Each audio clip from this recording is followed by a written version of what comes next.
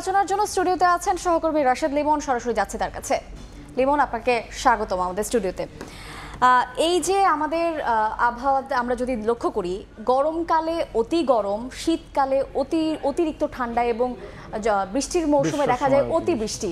তো এটার আসলে কারণ কি, বা এই যে এল নিনো লা নিনোর যে ব্যাপারটি, এটা যদি কারণ বলা হয়, এটা কিন্তু একদম সায়েন্টিফিক ভাবে কিন্তু একটা জিনিস আমরা অনেক বলে থাকি যে দীর্ঘদিন ধরে বা দীর্ঘদিন যাবত ধরে জলবায়ুর একটা পরিবর্তন সেটি যেমন হয়েছে, কিন্তু এর মূল হচ্ছে কিন্তু আরও আগের এল নিনো বা লা নিনো দুটার কিন্তু একটা প্রভাব রয়েছে। এটি অনেক ট্রামগুলো অনেক আসলে দুর্বোধ্য শোনালেও এখন কিন্তু আসলে অনেকেই আসলে এই ট্রামটার সঙ্গে পরিচিত। তারপরও আমি যদি একটু বলি যে বলতে গেলে যে এই এল নিনো জিনিসটা কি, সেটি হচ্ছে এটি একটি জলবায়ুর একটা প্যাটার্ন, এবং সেই প্যাটার্ন আসলে মূলত প্রশান্ত মহাসাগরের ঘটে এবং তার মধ্য এবং উত্তর পূর্ব অঞ্চলে কিন্তু এটি বেশি দেখা যায়, এবং এর ফলে সমুদ্র পৃষ্ঠের যে তাপমাত্রা সেটি আসলে অস্বাভাবিক রকম বাড়ে। অর্থাৎ সমুদ্রের যে পানি, অর্থাৎ প্রশান্ত মহাসাগরের যে অঞ্চলের পানি, সেই পানিটি প্রচণ্ড গরম হয়ে যায়, এবং গরম হয়ে যাওয়ার কারণে এটির যে আসলে স্বাভাবিকভাবেই বাষ্পীভূত হয়ে পানিগুলো উপরে উঠে যায়, এবং উপরে ওঠার কারণে সেখানকার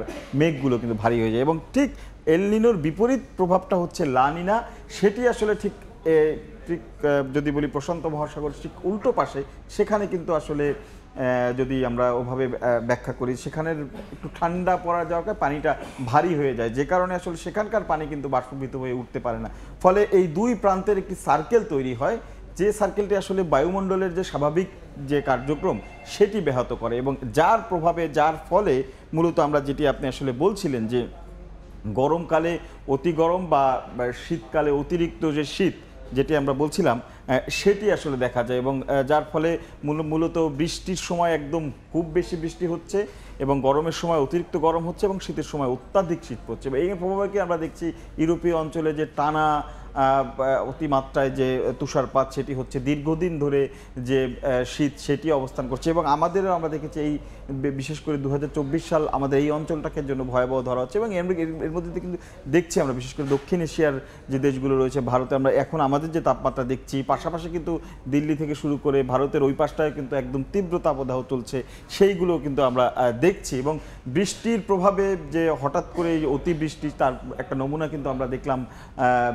সংযুক্ত আরব আমিরাতে, সেখানে কি অবস্থা হলো। তো সবকিছু মিলিয়ে এর প্রভাবেই কিন্তু আসলে প্রভাবিত এই পুরোটা জলবায়ু।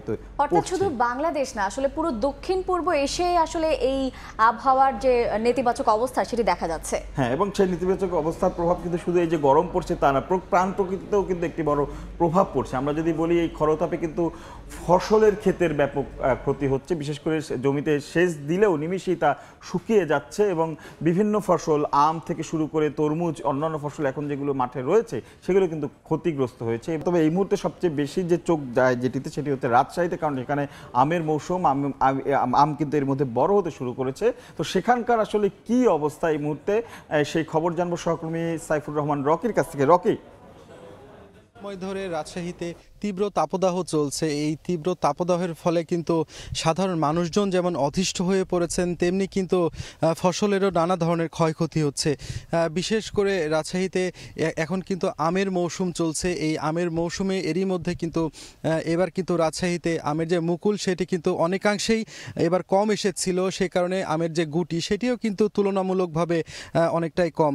কিন্তু এই গত এক সপ্তাহের যে তীব্র তাপদাহ, তার ফলে অনেক গুটি এখন ঝরে পড়ছে, যে কারণে অনেক বাগান মালিকই এবার কিন্তু ক্ষতির আশঙ্কা করছেন, এবং তারা বলছেন এবার কিন্তু আমের দামও অনেক বাড়তে পারে, কারণ এবার আমের যে উৎপাদন সেটি কিন্তু অনেকাংশেই কম হবে, এবং এই তীব্র খরার ফলে কিন্তু অনেক গুটি যেহেতু ঝরে পড়ছে, শুধু আমের নয় লিচুরও কিন্তু একইভাবে গুটি ঝরে পড়ছে। সেই কারণে আম এবং লিচুর দুটার ক্ষেত্রেই কিন্তু এবার ফলনের এক ধরনের বিপর্যয় হতে পারে বলে তারা ধারণা করছেন।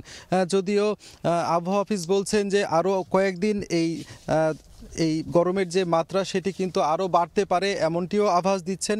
আমরা যদিও কথা বলেছি কৃষি কর্মকর্তা এবং ফল গবেষণার সাথে জড়িত কর্মকর্তাদের সাথে, তারা যেটি বলছেন যে এবার রাজশাহীতে 19,602 হেক্টর জমিতে এবার আম বাগান লাগানো হয়েছে। সেই আম বাগানোর থেকে কিন্তু এবার 2,60,000 মেট্রিক টন আম উৎপাদন হবে বলে তারা আশা করছেন। তবে এবার যেহেতু এই খরার কারণে অনেক গুটি ঝরে পড়েছে, সেক্ষেত্রে এই কাঙ্ক্ষিত ফলন আসলে পাওয়া যাবে কিনা এ নিয়েও কিন্তু এক ধরনের সংশয় দেখা দিয়েছে। এই অবস্থায় কৃষি কর্মকর্তার পাশাপাশি ফল গবেষণার সাথে জড়িত কর্মকর্তারা বেশি করে জমিতে সেচ দেওয়ার পরামর্শ দিচ্ছেন, এই বাগানগুলোতে সেচ দেওয়ার পরামর্শ দিচ্ছেন, যাতে করে সবসময় গাছের গোড়া ভিজে থাকে, এমনটাই আসলে তারা কিন্তু এখন পরামর্শ দিচ্ছেন। পাশাপাশি বিকেলের পর গাছের পাতায় কিন্তু স্প্রে করারও পরামর্শ দিচ্ছেন। এভাবে যদি পানি নিয়মিত সেচ দেওয়া হয়, সেক্ষেত্রে কিন্তু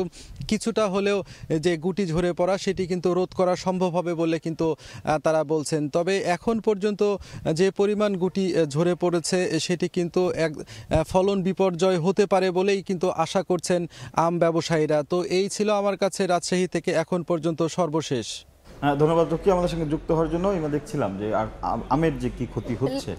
লিমন, আমরা দেখছিলাম যে ফসল ক্ষতিগ্রস্ত হচ্ছে, বাংলাদেশের কৃষি খাতের উপর আসলে ব্যাপক প্রভাব পড়ছে, কিন্তু যদি সার্বিকভাবে আসলে আমাদের দেশের উপর কি কি প্রভাব পড়তে পারে বলে আপনি মনে করছেন? সার্বিকভাবে আসলে একটা সময় প্রথমে যখন এটি আসলে প্রথম প্রভাবটা যখন পেরুতে পড়ে, তখন আসলে আমরা যদি দেখি যে তখন ধারণা করা হচ্ছিল ওই অঞ্চলটাতেই, চিলি, পেরু, ওই অঞ্চলটাতেই আসলে এর প্রভাব পড়বে। কিন্তু যেহেতু এই প্রশান্ত মহাসাগরীয় এটাই সৃষ্টি, এর প্রভাব কিন্তু পরে আমরা দেখলাম যে আফ্রিকাতে, সেই আফ্রিকাতে থেকে শুরু করে এরপরে এশিয়া, এই যে এল নিনোর প্রভাব সেটি কিন্তু আসলে পড়তে শুরু করেছে। যদিও এটা কিন্তু দীর্ঘমেয়াদে টানা চলে না, কিন্তু এটা আসলে 2 থেকে 7 বছর এক একটা যখন ধাপ আসে সেই ধাপের থাকে, এবং এটি কিন্তু মোটামুটি 18 মাস থাকে। যেটি বলছিলাম যে ইকুয়েডর, পেরু, চিলি, এখানে যে প্রভাবটা সেটি কিন্তু আসলে সবার প্রথমে লক্ষ্য করা গিয়েছে। কিন্তু ধীরে ধীরে আমরা কিন্তু দেখছি এশিয়া, অস্ট্রেলিয়াও কিন্তু একটি বড় ক্ষতিগ্রস্ত, বিশেষ করে সেখানকার যে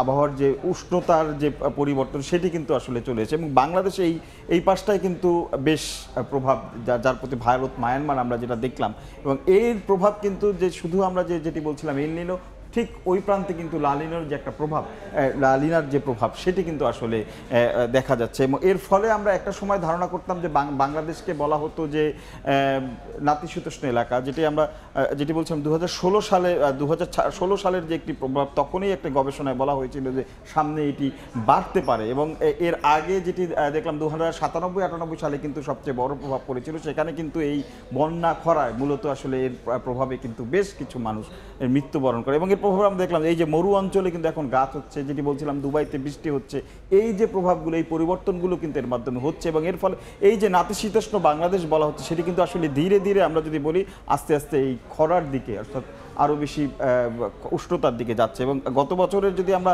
তাপমাত্রাটা দেখি, সেটাও কিন্তু ধরতে গেলে বলা যায় যে বিশ্বের একদম সবচেয়ে বেশি যে উষ্ণতম বছরগুলো, সেই বছরগুলোর মধ্যে একটিতে আসলে পরিণত করেছে 2023। এবং সেক্ষেত্রেই বলা হচ্ছে যে 2024কে ধরে নেওয়া হচ্ছে যে 2024 হতে পারে এই মানে বিশ্বের সবচেয়ে উষ্ণতম যে বছর, সেই উষ্ণতম বছর।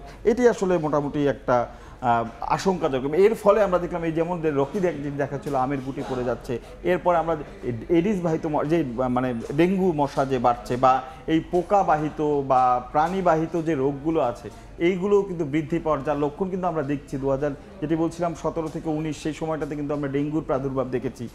এরপরে যদি আমরা বলি আরও কিছু প্রভাবের, সেটাই বলি যে এই যে 2018 থেকে এই সময়টাতে, 8 সাল থেকে এই সময়টাতে 47 লাখ মানুষ কিন্তু আসলে বাস্তুচ্যুত হয়েছে।